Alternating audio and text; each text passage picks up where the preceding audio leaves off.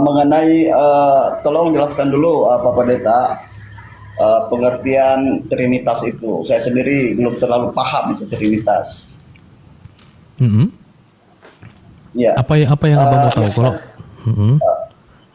nanti saya tolong diluruskan Pak Pendeta ya kalau saya salah. Yang saya pahami tentang tiga Trinitas adalah tiga pribadi, satu hakikat. Ini menunjukkan bahwa setiap pribadi itu memiliki bentuk, memiliki sosok, masing-masingnya maha kuasa, masing-masingnya membawa kesadaran. Nah, apa benar seperti itu Pak Pendeta? Kalau dikatakan masing-masingnya memiliki bentuk, sementara Allah itu adalah roh, Bang. Ya, nah jadi Allah di dalam keilahiannya itu bukan seperti kita. Ya, dia disebut pribadi itu bukan seperti maksudnya 3 orang yang lagi gandengan atau 3 orang lagi pangku-pangkuan. Dia disebut 3 pribadi ilahi itu dalam hakikat keilahiannya. Yang kalau tanpa dia menyatakan diri kita tidak tahu bagaimana bentuknya. Sama sekali nggak tahu. Itulah sebabnya dalam Alkitab Allah itu roh. Ya, Allah itu roh.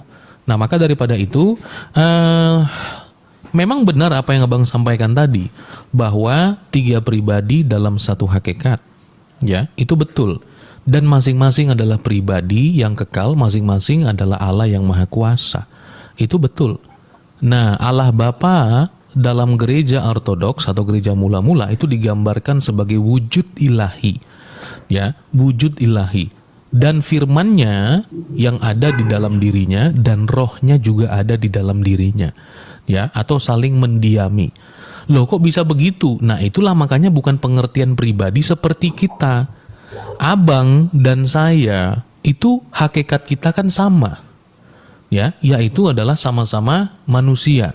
Betul ya? Nah, tapi saya dan abang itu tidak bisa saling mendiami. Bagaimana caranya saya di dalam abang dan abang di dalam saya? Tidak bisa. Karena itu bukan berbicara tentang pribadi ilahi. Saya dan abang itu pribadi insani. Ya, yang abang ada di sana, saya ada di sini. Abang maunya ayam goreng, saya maunya misalnya ayam panggang misalnya. Itu udah beda. Ya, karena kita adalah pribadi yang terpisah. Ya, tetapi di dalam pribadi ilahi itu mereka saling mendiami dan satu dalam keilahiannya. Jadi tidak ada akhirnya satu mau ke kiri, satu mau ke kanan. Nggak bisa. Seperti itu, Bang. Ya. Ini kalau saya panjangin nanti lebih panjang nih.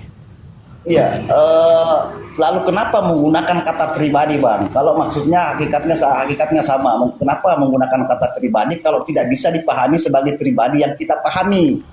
Bukan. Itu Pak Pendeta. Jadi begini, bahwa ada pemaknaan atau istilah yang kita sudah sama-sama paham, yang dimana makna itu tidak akan mungkin kita telan mentah-mentah, Bang. Contoh, ada makna ibu jari. Ibu jari apa maknanya? Kapan ibu jari ini dia remaja kok sudah ibu-ibu aja? Orang itu istilah kok. Maka apa yang paling mendekati dalam pengertian sebagai personae, ya, itu adalah pribadi. Ya, pribadi. Nah, karena masing-masing memiliki hidup, masing-masing itu maha kuasa, masing-masing itu adalah pribadi. Itu dia. Oke. Begini Pak Pendeta. Yesus, Roh Kudus, Bapa itu masing-masingnya maha kuasa. Ada 3 yang maha kuasa di situ. Firman. Kalau kita bilang pribadi firman ilahi, berarti kita ngomongnya dari sisi Kristus sebagai Sang Firman. Kita dulu Pak Pendeta. Roh Kudus, Sang Firman, Bapa, masing-masingnya kuasa. Masing-masing itu maha kuasa. Iya, dalam keilahiannya. Ya, bagaimana masing-masingnya maha kuasa. Dan masing-masingnya ini membawa kesadarannya masing-masing. Betul? Artinya Tuhan yang tiga yang maha kuasa ini dan membawa kesadarannya masing-masing ini bukan sehakikat lagi, tapi memang dalam bentuk pribadi yang merdeka. Masing-masingnya maha kuasa kok. Masing-masing Tuhan ini merdeka, Pak Pendeta. Merdeka? Iya, mereka memiliki kesadarannya masing-masing, membawa kesadarannya masing-masing. Maha Kuasa ini potensi untuk berontak antara satu Tuhan yang satu dengan yang lainnya, itu potensi untuk berontak. Potensi, Pak Pendeta ya. Gimana Pak Pendeta menjelaskan itu? Itulah saya bilang kalau abang memahaminya seperti 3 orang yang lagi gandengan, Bang. Tidak ada orang Kristen memahami seperti itu. Makanya saya katakan ini kita bicara pribadi ilahi yang satu dalam keilahiannya. Ya, Tapi saya kasih contoh sederhana. Pak Pendeta, ada Itu 3 kesadaran bentar. di situ. Abang dapat dari mana ada 3 kesadaran di situ? Abang rumuskan dari mana?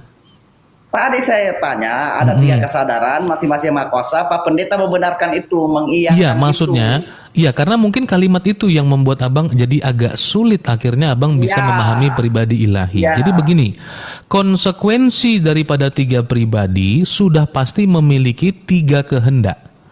Ya, sudah pasti. Ya. Tapi masalahnya yang kita bicarakan bukan pribadi abang dan saya. Tapi yang kita, karena kalau kita pribadi abang dan saya dan si Fulan misalnya, itu kita bisa memiliki 3 kehendak yang berbeda. Ya, kita bisa memiliki 3 kehendak yang berbeda. Pasti bisa. Maka abang bisa ke kiri, si Anu bisa ke kanan, saya bisa ke lurus ke depan. Karena kita masing-masing pribadi yang terpisah. Tangkap dulu poinnya baik-baik. Kita satu hakikatnya, tetapi kita 3 pribadi yang terpisah. Iya. Nah, tetapi dalam pribadi ilahi seperti Yesus katakan, aku di dalam Bapa dan Bapa di dalam aku dan Bapa adalah satu, itu berbicara bahwa pribadi ilahi itu unik, bukan seperti saya, abang dan si Fulan. Berbeda. Nah, maka daripada itu, sebentar. Maka daripada itu, dia hanya ada satu hakikat yang tidak terpisah. Ya, jadi kalau abang tadi mengatakan itu misalnya masing-masing 3 dalam pengertian 3 manusia, berarti 3 hakikat yang terpisah. Itu salah. Itu bukan Apa satu konsep hakikat yang tidak terpisah itu Pak Pendeta? Apa satu Allah. hakikat yang tidak terpisah itu? Apa itu? keilahiannya, Allah. Hakikatnya, contoh begini Bang, contoh Allah saya sendiri. sederhanakan. Bahwa abang Juhalai adalah satu manusia. Kan begitu. Ya, satu manusia. Yang dimaksud dengan Tritunggal itu bukan bicara bahwa Bang Juhalai ini adalah satu manusia. Lagi dihitung kemanusiaannya, bukan begitu. Ya, bahwa Tritunggal itu menjelaskan kebagaimanaan Juhalai. Bukan keberapaan Juhalai. Tritunggal itu menjelaskan tentang kebagaimanaan Allah, bukan keberapaannya.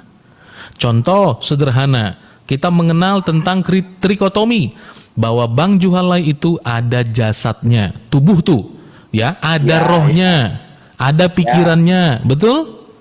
Saya tanya, Oke. tubuhnya abang tubuh manusia bukan? Sama, 3, 1. Tubuh abang enggak, tubuh abang tubuh manusia bukan? Ya, tubuh manusia. Pikiran abang pikiran manusia bukan? Ya. Roh abang roh manusia. Ya. Nah, roh ada berapa manusia? 1. Tetap satu. 1. Ya, tetap satu kemanusiaan. Sebentar. Jadi sekalipun apakah tubuh abang adalah jiwa abang sama? Tubuh abang adalah pikiran abang sama? Yes. Loh kok sama? Tubuh sama pikiran itu beda lah.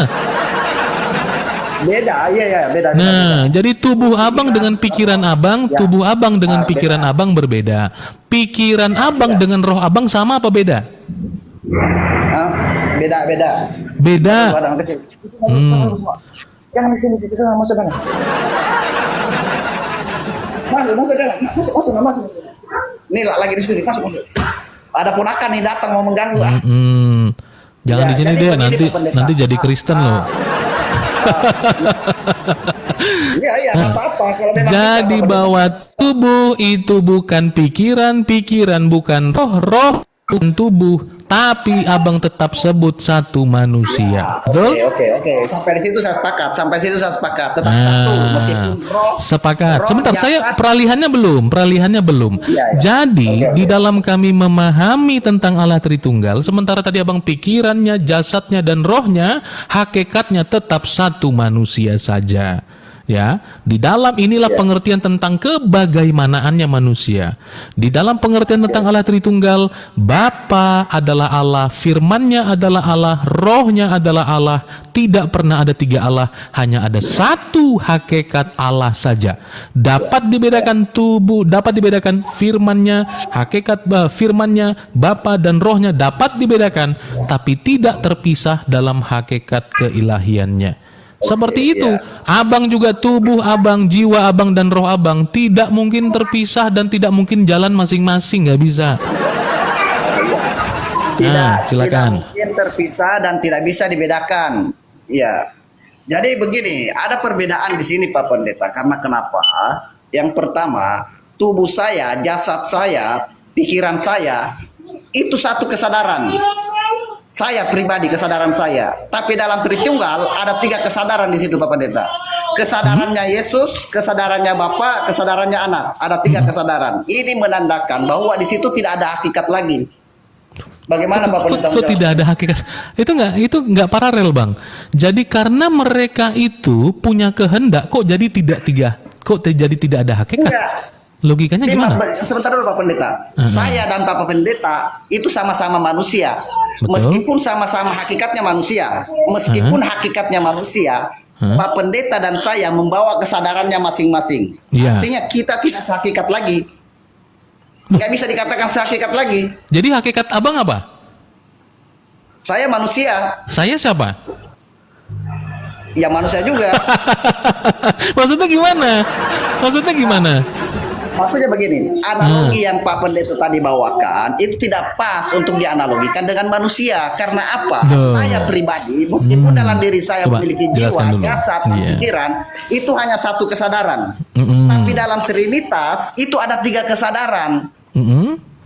Dan masing-masingnya Maha Kuasa. Ini menandakan Bapa, Roh Kudus, dan Anak itu potensi untuk berentak. Kenapa tidak? Potensi enggak? Itu ngarang bebas namanya, jangan begitu. Nih, dengar dulu. Nggak bisa. Tidak ada itu potensi berontak loh. Saya bilang potensi, di mana faktanya? Tiga-tiganya Maha Kuasa Pak Pendeta. Loh, tiga-tiganya Maha Kuasa itu dalam hakikatnya kan? Dalam hakikatnya, Maksudnya, di dalam keilahiannya yang satu itulah kemahakuasaan itu. Abang kan membagikannya seperti tiga orang. Itulah masalahnya. Bahwa tadi saya katakan gini Bang, tapi abang selesaikan dulu. Nanti kasih waktu. Ini hampir ketemu nih sebenarnya nih, ya, hampir ketemu. Karena abang tadi yang kesalahannya adalah abang tetap menganggap bahwa tiga pribadi yang saya maksud itu seperti saya, abang dan si Fulan di tempat yang berbeda. Ya, itu kesalahannya di situ. Tapi pribadi ilahi itu tidak begitu. Hanya saja begini Bang. Tadi saya menjelaskan tentang pengertian manusia. Sampai di situ tadi, abang sudah nyambung belum? Bahwa ternyata di dalam diri satu orang manusia nama Juhalai itu memiliki tiga berbeda di dalam dia.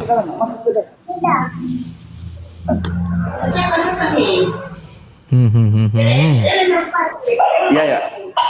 Oke. Sampai situ tadi abang sudah mengerti belum? Bahwa ada tiga yang berbeda di dalam satu manusia Juhalai. Itu pendekatan untuk menjelaskan bahwa ada kejamakan di dalam diri satu manusia. Abang sepakat sampai di situ? Ya, sepakat sampai di situ. Jadi yang manusia dari tubuh, jiwa, yang roh, yang mana manusia? Satu. Yang mana manusia? Saya pribadi manusia. Yang mana itu? Dari ketiga tadi Bang, ada tubuhnya tubuh manusia, jiwanya jiwa manusia, rohnya roh manusia. Dari ketiga tadi ini, mana yang manusia? Harusnya tiga-tiganya. Karena harusnya tiga-tiganya sebagai apa? Sebagai tiga manusia atau sebagai satu hakikat manusia? Sebagai macet. Coba. Sebagai manusia. Hah? Manusia Bang, Pak Pendeta, manusia tidak dikatakan manusia kalau tidak ada jasadnya, tidak dikatakan manusia kalau tidak ada rohnya, tidak dikatakan manusia kalau tidak betul pikirannya. Maka satu manusia Juhalai itu terdiri dari tiga yang berbeda di dalam dia. Betul? Oke. Ada Oke. pikirannya, ada jasadnya, ada rohnya. Betul ya? Dalam Ya, konteks itu, Bang Juhalai, pendekatan itu saya gunakan untuk menjelaskan bahwa di dalam diri manusia saja ada kejamakan dalam dirinya.